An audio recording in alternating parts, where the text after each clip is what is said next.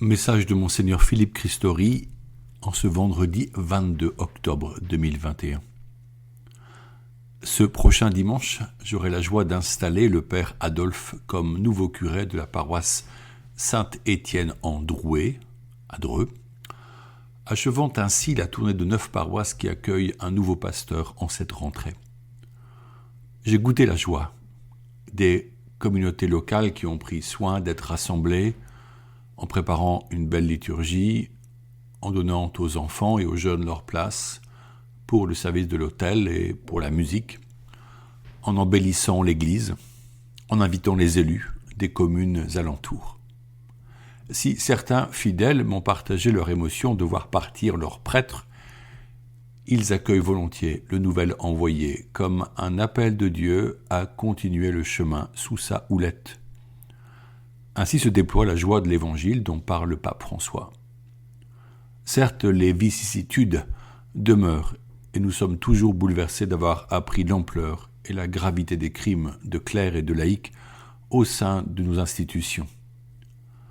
Du 2 au 8 novembre, les évêques de France, avec des fidèles laïcs, des victimes et des experts, continueront à Lourdes leur travail en vue d'une Église plus sûre, émettant le vœu que la société entière trouve les moyens pour éradiquer les abus et l'inceste. Les événements actuels, pour dramatiques qu'ils soient, ne doivent pas arrêter notre mission d'évangéliser. Là est notre raison d'être, là est aussi la source de nos joies, car il y a urgence à annoncer la miséricorde divine, surtout aux personnes éprouvées, comme aux catholiques, qui cherchent à vivre fidèlement leur foi. Nous avions laissé un temps la lecture de l'exhortation apostolique « La joie de l'Évangile » du pape François, et j'en reprends quelques thèmes puisque l'Église existe pour évangéliser, nous dit saint Paul VI. Cette vision missionnaire n'est pas une invention humaine. Elle jaillit des paroles de Jésus, je cite « Allez de toutes les nations, faites des disciples ». Matthieu 28 au verset 19. Jésus, Verbe divin fait homme, discerne les besoins des hommes face au mal et au péché, et par son Esprit Saint veut communiquer la miséricorde. Récemment était célébrée Sainte Marguerite Marie, à qui Jésus a révélé les secrets de son cœur qui, telle une fournaise ardente, brûle d'amour pour nous. Mais comment pouvons-nous participer à la mission ? La vision que l'Esprit Saint propose consiste à aller vers les femmes et les hommes de notre temps pour leur dire le kérigme, c'est-à-dire la proclamation de la mort et de la résurrection du Christ, sauveur par son sacrifice de toute l'humanité depuis son origine jusqu'à nous. N'est-ce pas merveilleux de comprendre que le mal fait par l'homme n'arrêtera pas la puissance d'amour de Dieu ? Le feu ardent d'amour qui jaillit de la poitrine de Jésus ne pourra pas être éteint, et tel un incendie, il se propage par nos actes de charité et l'annonce de la bonne nouvelle. Ainsi, nous ne désespérons pas face au mal, car nous sommes certains par la foi que la victoire est au Christ et qu'il est vivant dans la gloire de Dieu comme à nos côtés.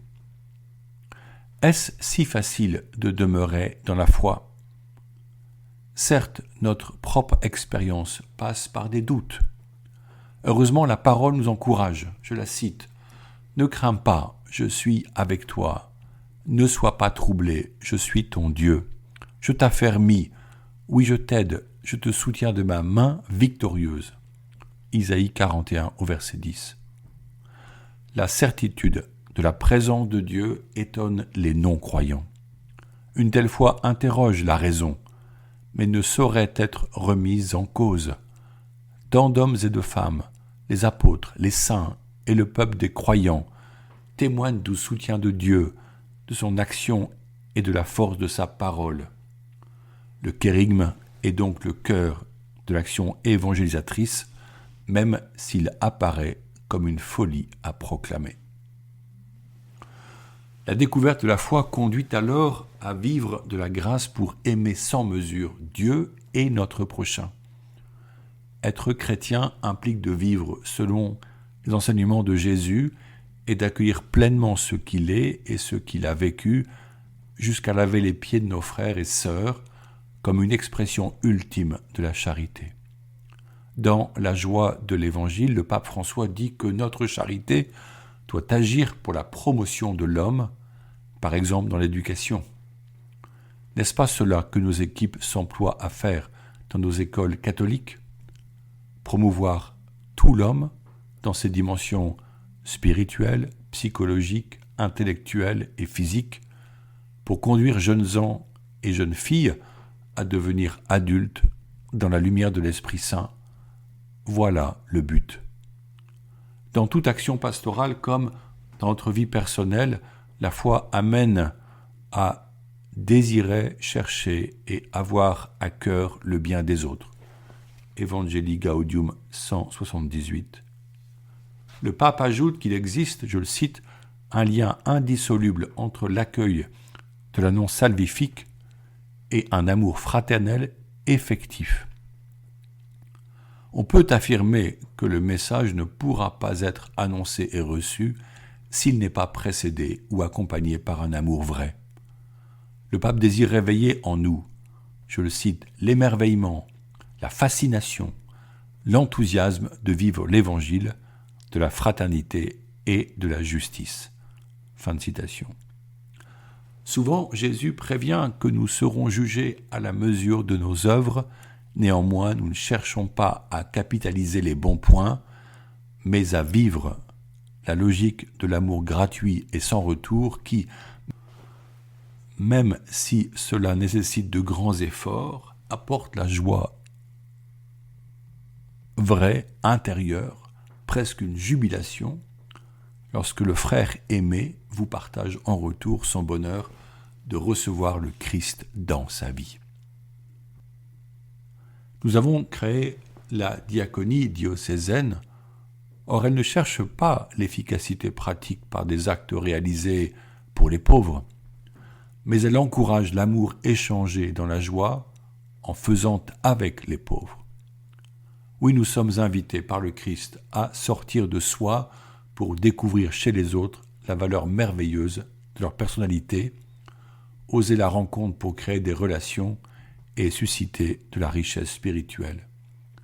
Nous sommes nombreux à prendre le temps de la prière chaque jour, en méditant les textes de la messe, en méditant et en adorant face à la présence réelle. C'est en cet instant que l'Esprit, à notre demande, suscite une dilatation de notre compassion envers ceux et celles qui souffrent et que notre volonté entre en tension pour aller partager l'amour miséricordieux de Jésus. La mission doit être une effusion de charité et non du prosélytisme. Jésus aimait passionnément ces blessés de la vie, qui croisaient sa route et il les guérissait même s'ils devaient enfreindre la loi du sabbat. Les grandes eaux ne peuvent éteindre l'amour, dit le Cantique des Cantiques, chapitre 8, verset 7. En ce mois d'octobre, dénommé mois du rosaire, nous prions Notre-Dame de Chartres d'accompagner nos missions. En cette semaine missionnaire, nous prions pour tous les coopérants qui allient leur foi et leur travail, notamment ceux qui partent 1 ou 2 années loin de leur pays pour vivre avec des personnes nécessiteuses. Ils enrichissent l'Église par ce choix et cet amour. Prions pour que des jeunes et des familles osent quitter pour un temps leur cadre de vie. Ils feront l'expérience de la joie de l'Évangile et recevront une richesse incomparable.